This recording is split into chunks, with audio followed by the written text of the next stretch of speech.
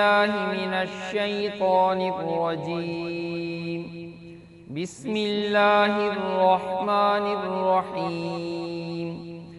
يا بني إسرائيل اذكروا نعمتي التي أنعمت عليكم وأوفوا بعهدي أوف بعهدكم وإياي فارهبون.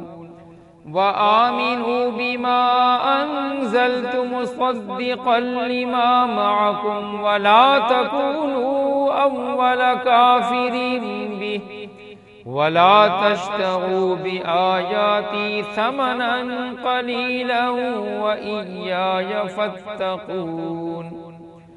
ولا تلبسوا الحق بالباطل وتكتموا الحق وأنتم تعلمون. وأقيموا الصلاة وآتوا الزكاة واركعوا مع الراكعين. صدق اللہ العظیم. رب اشرح لي صدری ويسر لي أمری واحلل عقدة من لسانی یفقهوا قولی. اللهم انفعنا بما علمتنا وعلمنا ما ينفعنا. اللهم ارحمنا بالقرآن العظیم. محترم ناظرین، آج ہم سورہ بقرہ کے باقی حصے کا مطالعہ کریں گے. میں آپ کو پروگرام فہم القرآن میں خوش آمدید کہتا ہوں، اس امید کے ساتھ کہ اللہ تعالیٰ کا یہ کلام ہمارے سامنے جو ہدایات اور احکامات رکھتا ہے، ہم اللہ تعالیٰ سے توفیق طلب کریں. یا اللہ ہمیں اس علم کے مطابق عمل کی توفیق بھی عطا فرمائے، اس لیے کہ وہ لوگ بڑے بد نصیب ہیں جن کے پاس علم تو ہو لیکن عمل کی توفیق نہ ہو. اللہ ان کو دنیا میں بھی اور آخرت میں بھی عبرت کا نشان بنا کر رکھ دیتے ہیں. ان آیات میں اللہ تعالیٰ نے براہ راست اب بنی اسرائیل کو، جو حضرت ابراہیم علیہ السلام کے بیٹے حضرت اسحاق علیہ السلام اور پھر ان کے بیٹے حضرت یعقوب علیہ السلام جن کا لقب اسرائیل تھا، ان کی اولاد کو بنی اسرائیل کہا جاتا ہے. اس میں کوئی شک نہیں کہ یہ بڑے مرتبے کے لوگ ہیں، بڑے اعلیٰ لوگ ہیں. ذریت ابراہیم کے معمولی چیز نہیں، خواہ وہ بنی اسماعیل ہوں یا بنی اسرائیل ہوں.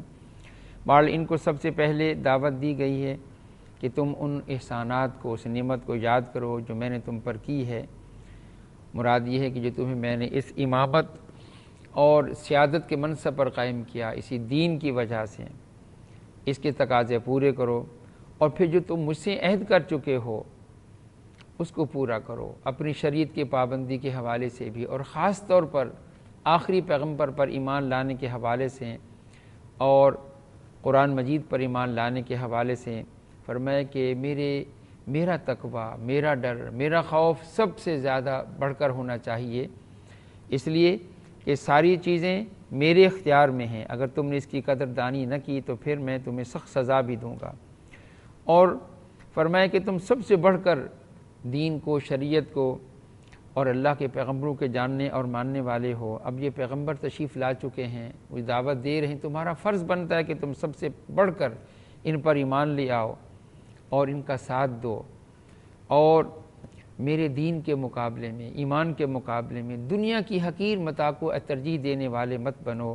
خاص طور پر ان کے دل کے اندر یہ بات بیٹھ چکی تھی کہ کیونکہ ہم تو پیغمبروں کی اولاد ہیں، ابراہیم علیہ السلام، اسحاق علیہ السلام، یعقوب علیہ السلام، موسیٰ علیہ السلام، یہ جو بہت بڑے پیغمبر ان کے اندر گزرے ہیں، ہمیں اللہ تعالیٰ سزا کیسے دے سکتے؟ آگے ہم الفاظ پڑھیں گے، وہ الفاظ آتے ہیں کہ نحن ابناء اللہ و احباؤہ، ہم تو اللہ کے بیٹوں کی مانند ہیں، ہم تو اللہ کے چہیتے ہیں، ہم اللہ تعالیٰ کے پیارے ہیں. آج بھی گویا کہ ان کے اندر یہ ہے کہ we are the chosen people of Lord in this world, we are the superior races. تو یہ چیز ان کے اندر رہ گئی، یعنی ان کو اپنے حقوق تو سارے یاد تھے لیکن اپنی ذمہ داریاں وہ سب بھول چکے تھے. ان کو بتایا جا رہا ہے اللہ کے ہاں جو مقام اور مرتبہ ہے وہ صرف برادری، نسل اور نسب کی بنیاد پر نہیں ہے. محترم ناظرین، بریک کا وقت ہوا ہے، اس کے بعد ہم دوبارہ ملاقات کریں گے اور اپنے مطالعے کو جاری رکھیں گے.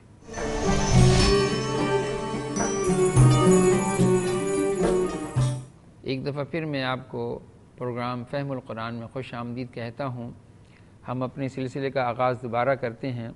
جیسا کہ میں نے عرض کیا کہ ایک طرف تو ان کو ان کا مقام اور ان کا منصب، ان کی ذمہ داری کے حوالے سے ان کو جگایا گیا کہ تم کوئی معمولی لوگ نہیں ہو، تمہارے آباء و اجداد کا بڑا مقام اور مرتبہ ہے۔ اور اس کی وجہ بھی یہی ہم آگے جا کر دیکھیں گے ابراہیم علیہ السلام کے حوالے سے بھی، کہ ان کو جو بھی مرتبہ ملا ہے وہ خاندان کی بنیاد پر نہیں ہے، وہ تو ان کی قربانیاں ہیں، ان کے اعلیٰ خصائص اور اوصاف ہیں۔ ان کو اللہ نے جس امتحان میں بھی ڈالا اس میں پورے نکلے، اور وہ جذبات، وہ خالص نیت، اللہ کو راضی کرنے کا جذبہ۔ فرمایا کہ تم انہی کی اولاد ہو، لیکن تم میں سے اکثریت کا یہ معاملہ ہے۔ اب پھر اللہ تعالیٰ اپنے انعامات کے ان کو گنواتا ہے کہ ہم نے تمہیں فرعون کے مظالم سے نجات دی، وہ تمہارے بیٹوں کو ذبح کرتے تھے، تمہاری لڑکیوں کو زندہ چھوڑ دیتے تھے، کتنی بڑی آزمائش تھی۔ پھر ہم نے فرعون کو غرق کیا تمہارے سامنے اور تمہیں بچا لیا۔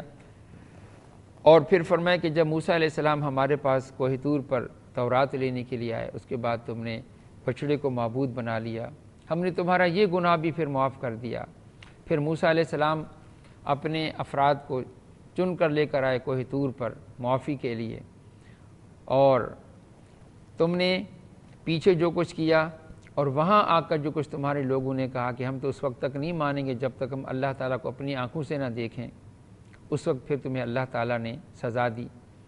اور پھر فرمایا کہ اللہ تعالیٰ نے تمہیں صحرا کے اندر جو غذا دی، من اور سلویٰ کی تم پر بارش کی، بغیر محنت کے تمہیں چیزیں عطا کی جاتی تھیں، اس کا بھی مقصد یہ تھا کہ تم اللہ کی بندگی کرو، اللہ کی نعمتوں کا شکر ادا کرو، لیکن تم ان سب باتوں کو بھول گئے۔ اور فرمایا کہ یاد کرو کہ جب اللہ تعالیٰ نے موسیٰ علیہ السلام کی دعا پر فرمایا کہ تم اپنا عصا مارو پتھر پر تو ہم چشمے جاری کر دیں گے، تو فرمایا کہ ہم نے 12 چشمے جاری کیے، اور تمہارے 12 خاندان اور 12 قبیلے تھے، ہر ایک نے اپنا اپنا پینے کا گھاٹ معین کر لیا۔ اور پھر جب تم وہاں پر صحرائے سینا میں تھے اور تمہیں سب کچھ مل رہا تھا اللہ کی نعمتیں، تو تم نے کہا نہیں، ہم تو اس پر صبر نہیں کریں گے، ہم کھاتے کھاتے تنگ آ چکے ہیں، ہم تو دعا کرو اللہ تعالیٰ ہمیں پھر وہی سبزیاں، ترکاریاں، وہ دالیں، پیاز، بصل، یہ سب چیزیں دوبارہ عطا کرے۔ تو موسیٰ علیہ السلام نے کہا کہ تم کتنے بد نصیب لوگ ہو کہ تمہیں بغیر محنت و مشقت کے سب کچھ مل رہا ہے، اور تم اپنی منفی سوچ کے حوالے سے ناقدری کر رہے ہو۔ اور فرمایا کہ پھر اس طرح وہ اللہ تعالیٰ کے غضب کے اندر گھر گئے۔ پھر اس کے ساتھ ساتھ یہ بات بتائی کہ ان الذین آمنوا والذین ہادوا والنصارى والصابئین، بے شک جو لوگ ایمان لائے، وہ کہ اس امت کو مخاطب کیا جا رہا ہے، جو یہودی ہوئے، جو نصارہ، صابی، جو کوئی بھی اپنے اپنے وقت پر ایمان لے آیا اور اس نے نیک اعمال کیے، فرمایا کہ ان کا اجر اور ان کے پروردگار کے ہاں محفوظ ہے، ان پر نہ کوئی خوف ہوگا اور نہ ہی وہ غمگین ہوں گے۔ یہ بھی اصل میں اس پس منظر میں کہ ان کو یہ خیال تھا کہ ہم کچھ بھی کریں گے ہم بخشے جائیں گے، فرمایا کہ نہیں، اللہ کے ہاں جو اصل قیمتی چیز ہے وہ ایمان ہے، ایمان باللہ ہے، ایمان بالرسول ہے، ایمان بالآخرت ہے۔ یہ بات واضح ہے کہ اگرچہ ایمان بالرسالات کے یہاں پر ذکر نہیں ہے، لیکن یہ ایمانیات کے حوالے سے اصل اللہ کے پیغمبر ہی اتھارٹی ہوتی ہیں، جو توحید وہ بتائیں، اصل توحید وہی ہے، ایمان بالآخرت بھی وہی ہے جس کی سینکشن اللہ کے پیارے پیغمبروں سے ہو۔ اور فرمایا کہ تم ان کو بھی جانتے ہو کہ جنہوں نے تم میں سے ہفتے کے دن کی اس کو پامال کیا، حدود سے تجاوز کیا۔ یہ ہم جا کر پڑھیں گے سورہ اعراف کے اندر۔ یہ ہیلے بہانے بناتے تھے۔ فرمایا قرآن مجید بھی بتاتا ہے کہ جب انسان کی نیتوں میں خرابی پیدا ہو جاتی ہے اور نیک نیتی سے محروم کر دیے جاتے ہیں، تو پھر اللہ تعالیٰ ان کے خبث سے باطن کو ظاہر کرنے کے لیے ان کے لیے وہی حالات سازگار بنا دیتے ہیں جو ان کے اندر ان کا ارادہ ہوتا ہے۔ تو وہاں پر بھی یہی ہوتا تھا، 6 دن مچھلیاں نہیں آتی تھیں، لیکن ہفتے والے دن وہ اٹکیلیاں مارتی تھیں، اور اس کے بعد یہ ہیلے بہانے سے ان کو اپنے گڑھوں کے اندر جمع کر لیتے تھے، اس کے بعد پھر شکار کرتے تھے اور کہتے کہ ہم نے تو کوئی جرم نہیں کیا ہے۔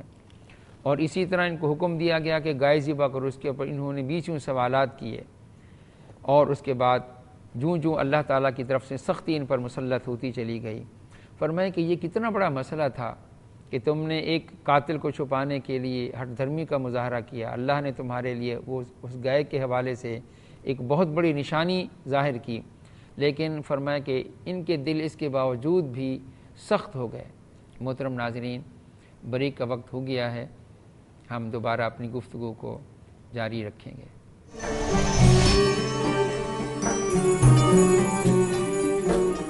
محترم ناظرین، پروگرام فہم القرآن میں ایک بار پھر میں آپ کو خوش آمدید کہتا ہوں۔ ہم یہ مطالعہ کر رہے تھے کہ ان کے عام لوگوں کا معاملہ بھی یہ تھا کہ وہ اپنے عمل کو، اخلاق کو، معاملات کو کبھی نہیں دیکھتے تھے، لیکن ان کی امیدیں یہ تھی کہ ہم چہیتے ہیں، ہم بخشے بخشائے ہیں۔ اور فرمایا کہ ان کے علماء کا یہ معاملہ تھا کہ وہ اپنے ہاتھوں سے جھوٹے فتوے لکھتے تھے اور اس کے بدلے میں قیمت وصول کرتے تھے، اور فرمایا کہ وہ کہتے تھے کہ ہمیں کچھ نہیں ہوگا، ہاں اگر اللہ نے ہمارے اس جرم پر ہمارا مواخذہ کیا تو چند دن ہمیں جہنم میں ڈال دے گا اور اس کے بعد پھر ہمیں نکال دے گا، کیونکہ ہم تو چنیدہ لوگ ہیں۔ اللہ نے فرمایا کہ اس کی بدولت ان پر تباہی اور بربادی آئی۔ وہ مال بھی اللہ تعالیٰ کی عذاب کی ایک شکل تھی، اور جو کچھ انہوں نے کام کیا وہ بھی اللہ کے غضب کو بھڑکانے والی چیز تھی۔ فرمایا کیا تم نے اللہ سے کوئی معاہدہ کر رکھا ہے، اللہ سے کوئی وعدہ لے رکھا ہے کہ تم جو کچھ کرتے رہو گے اللہ تعالیٰ کچھ بھی نہیں کرے گا؟ نہیں، بلکہ آگے بڑے عجیب الفاظ ہیں۔ فرمایا کیوں نہیں، بلا من کسب سیئۃ واحاطت بخطیئۃ فاولئک اصحاب النار، کیوں نہیں جس کسی نے بھی کوئی برائی کی اور اس برائی نے اس کا احاطہ کر لیا، اس کو اپنے گھیرے میں لے لیا، تو فرمایا کہ یہ لوگ دائمی جہنم میں رہنے والے ہیں، اس میں ہمیشہ ہمیشہ رہیں گے، اور پھر یہ اللہ کی رحمت کے امیدوار کیسے بن سکتے ہیں؟ پھر اسی طرح آگے ان کے جرائم کا ذکر کرنے کے بعد فرمایا کہ افتؤمنون ببعض الکتاب وتکفرون ببعض، تمہارا معاملہ تو یہ بن چکا ہے کہ تم شریعت کے اور کتاب کے ایک حصے کو مانتے ہو اور دوسرے کا انکار کرتے ہو، یعنی جو چیز تمہیں آسان لگتی ہے اس پر تم عمل کرتے ہو، اور جو چیز تمہیں مشکل نظر آتی ہے فرمایا اس کا تم انکار کر دے۔ تو جو لوگ یہ روش اختیار کریں گے تو فرمایا کہ ان کی کوئی سزا اس کے علاوہ نہیں کہ جب تک وہ دنیا کے اندر رہیں گے ذلت اور رسوائی ان کا مقدر، اور جب وہ مریں گے اور قیامت کے روز وہ بدترین عذاب کے حوالے کر دیے جائیں گے۔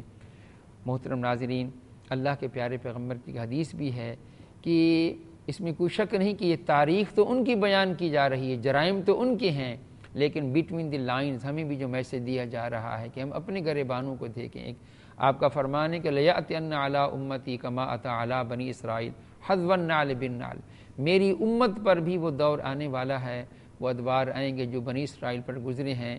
فرمایا کہ جس طرح جوتوں کا پیر ہوتا ہے اور اس کے تلوے دونوں بالکل ایک دوسرے کے برابر ہوتے ہیں، گویا کہ جو کام انہوں نے کیے ہیں یہ بھی کریں گے، یہ گویا کہ ان کو وارننگ دی جا رہی ہے کہ تم ہوشیار ہو کر رہو، یعنی یہ نہیں کہ لازماً ایسا ہو کر رہے گا۔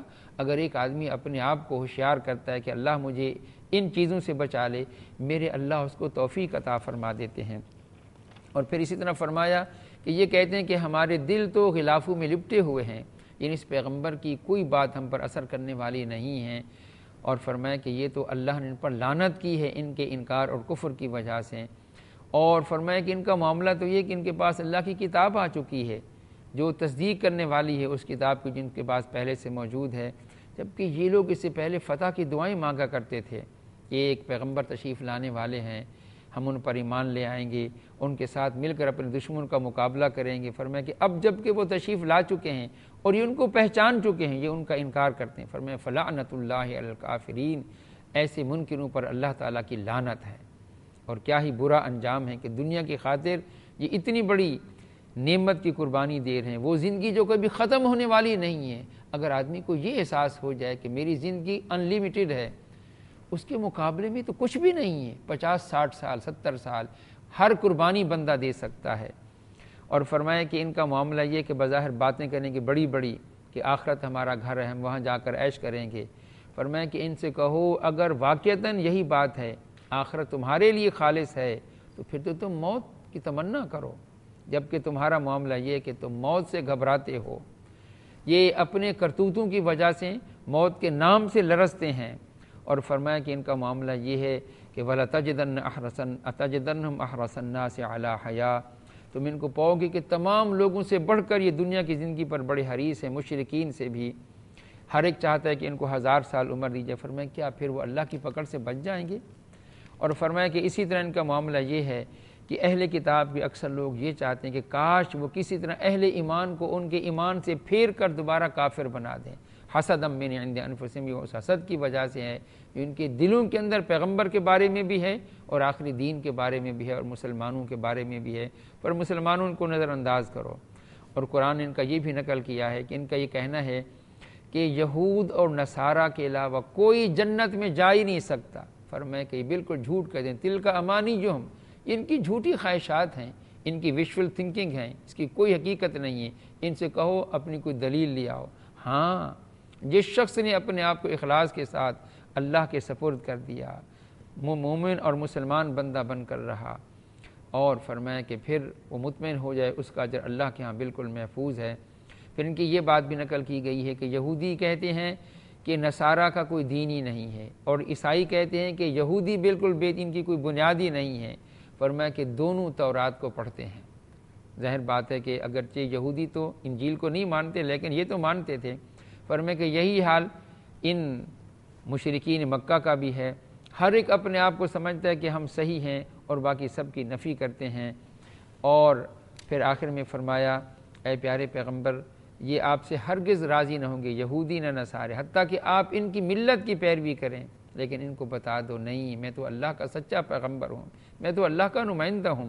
قل ان ھدی اللہ والہدی، فرما دیجئے بے شک اللہ کی ہدایت ہی اصل ہدایت ہے۔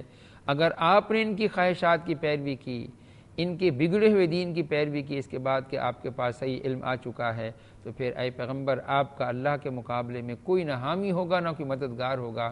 یعنی اس تند و تیز گفتگو کے بعد اللہ تعالیٰ کچھ ان کے جو سچے لوگ ہیں ان کی تعریف بھی کرتے ہیں۔ فرمائے ان کے اندر وہ لوگ بھی ہیں جو اللہ کی کتاب کی تلاوت کرتے ہیں جس طرح کہ اس کی کتاب تلاوت کرنے کا حق ہے، اور یہی لوگ اس پیغمبر پر بھی ایمان لے آئیں گے اور اس قرآن پر بھی ایمان لے آئیں گے۔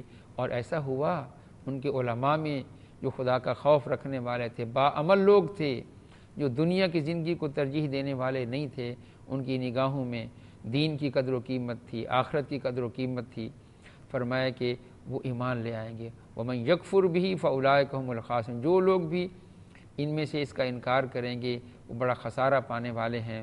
اور ان کو پھر یاد دہانی کرائی گئی، اے بنی اسرائیل میرے انعامات کو یاد رکھو اور تم ڈرو، تمہاری جو بھی توقعات ہیں، جھوٹی خواہشات، یہ جھوٹی ایکسپیکٹیشنز، ان میں کوئی پوری ہونے والی نہیں ہیں، تمہارے عمل ہی تمہارے کام آئیں گے۔ یہ گویا کہ مسلمانوں کو بھی یہ پیغام دیا جا رہا ہے کہ اللہ نے تمہیں بھی موقع دیا ہے، ان سے امامت اور سیادت چھین کر اب تمہیں اس منصب پر فائز کیا ہے، تم اس ایمان کے تقاضے پورے کرو، ایمان باللہ کے، ایمان بالرسالت کے، ایمان بالآخرت کے۔ اگر تم نے بے عملی کی تو پھر تمہارے سامنے اس کا انجام بھی ہے، اور اللہ کی پکڑ سے پھر تمہیں کوئی بچانے والا نہیں ہے۔ محترم ناظرین، ان آیات کے اندر تاریخ تو ان کی بیان کی گئی ہے، لیکن پیغام ہمیں دیا جا رہا ہے کہ اب تم امتحان میں سے گزر رہے ہو۔ اللہ تعالی ہمیں ان باتوں کو اپنے دل اور دماغ میں اتارنے کی توفیق عطا فرمائے۔ آج ہم اسی پر اکتفا کرتے ہیں، کل ہم دوبارہ ملاقات کریں گے۔ اللہ تعالی ہمیں علم کے ساتھ عمل کی توفیق عطا فرمائے، یہی ہماری کامیابی کی کنجی ہے۔ آمین یا رب العالمین۔